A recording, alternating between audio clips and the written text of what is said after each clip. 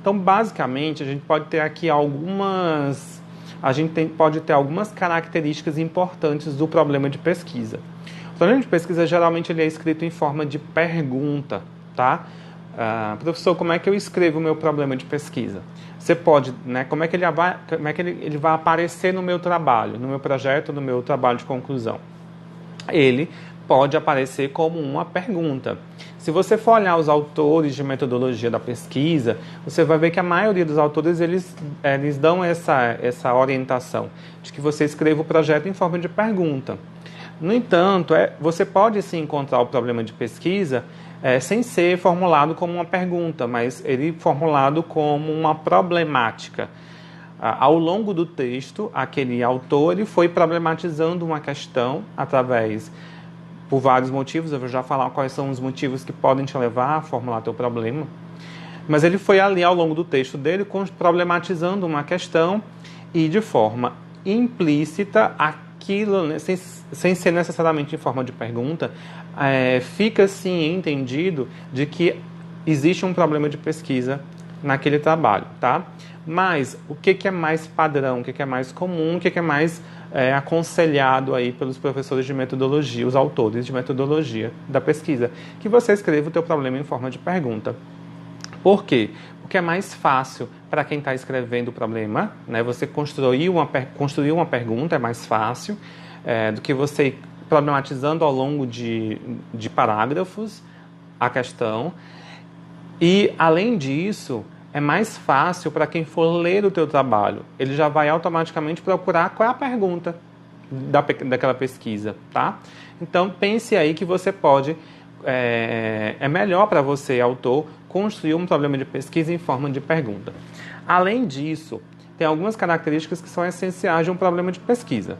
Além de você construir esse problema em forma de pergunta, construir ele como se fosse uma pergunta, você tem que saber que o teu problema de pesquisa ele tem que ser claro, tem que ter clareza de ideias.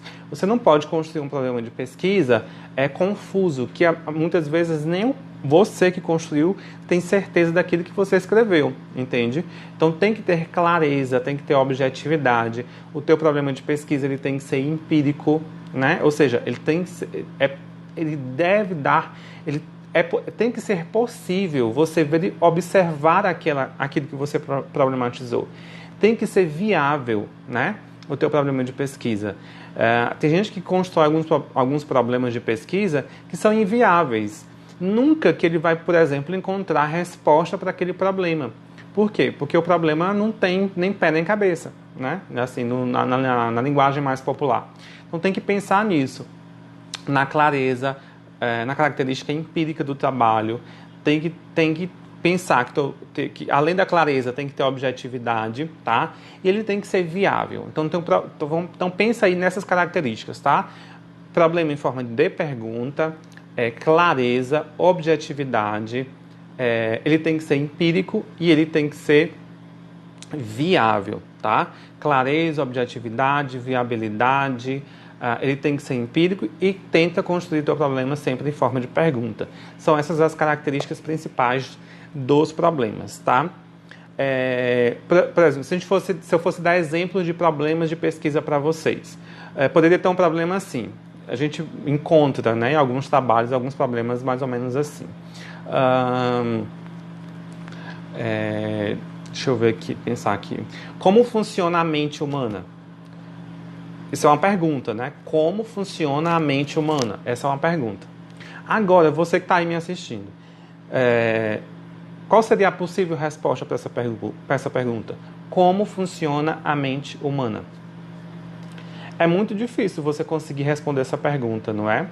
Por que é difícil você tentar elaborar uma resposta para essa pergunta? Como funciona a mente humana? Por quê? Porque se você for olhar, essa pergunta não tem clareza, essa pergunta não tem objetividade, essa pergunta não tem viabilidade, tá? E essa pergunta não tem especificidade, também é uma outra característica muito importante dos problemas de pesquisa, tá certo? Por quê? Como é que eu vou saber Como é que eu vou responder exatamente essa pergunta? Como funciona a mente humana? É muito complicado. No entanto, se eu fosse reformular essa pergunta, se eu fosse reformular esse problema de pesquisa, eu poderia simplesmente pensar assim: que mecanismos psicológicos podem ser identificados no processo de memorização? Que mecanismos psicológicos podem ser identificados no processo de memorização? Veja que eu estou tentando aparar problemas, né? Eu estou tentando aparar esses defeitos do que eu tinha pensado anteriormente. Primeiro eu pensei, como funciona a mente humana? Bom, é um problema de pesquisa que é inviável, não tem especificidade, que não tem objetividade, né? Que não tem viabilidade de ser executado. Ele não está claro, não tem clareza, né, esse problema.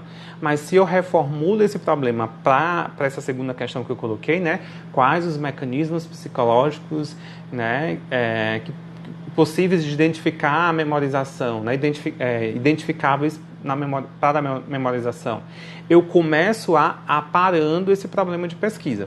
Ele ainda não está perfeito, tá? Porque ele ainda está um pouco abstrato, eu preciso especificar mais. Eu dei esses dois exemplos para vocês, só para vocês perceberem que não é fácil construir problemas de pesquisa. Você não senta na sua cadeira, na sua casa, e do nada, ao sentar, você tem uma iluminação divina, você escreve o seu problema de pesquisa. Não é assim. O problema de pesquisa, ele precisa ser trabalhado. É preciso que você tenha a leitura anterior sobre o tema. Por isso que eu disse que o problema de pesquisa, ele tem que estar alinhado com o tema, tá? Porque você tem que ter lido muito sobre o teu tema de pesquisa, né? Aquele tema que você quer, que você tem interesse. Você tem uma bagagem de leitura para você poder sentar e começar a construir o teu problema. E você não vai... O primeiro problema, a primeira pergunta que você formular não vai ser o teu problema de pesquisa. Você vai ajustando como eu aqui mostrei para vocês. A gente pensou primeiro numa pergunta que não tinha objetividade, que não tinha clareza. Depois a gente começou a refinar mais isso, botar um pouco mais de especificidade em cima daquela pergunta inicial. E assim você vai refinando até você ter, de fato, um problema de pesquisa com as características de um problema de pesquisa científico, tá? É isso. O que eu quero te dizer é: você não vai sentar para construir um problema de pesquisa e ele vai sair perfeito. Você tem que sentar e rascunhar. Tem muita gente que diz assim: professor, mas eu não sei, escrever o problema é difícil, é muito complicado escrever o problema de pesquisa. E o que eu falo? Senta e rascunha, senta e escreve. Escreve a tua primeira pergunta, né? O teu primeiro problema. Olha para esse problema, analisa ele, pega esse problema e trabalha ele novamente. O segundo problema, trabalha, vai aparando, vai refinando esse teu problema de pesquisa, tá?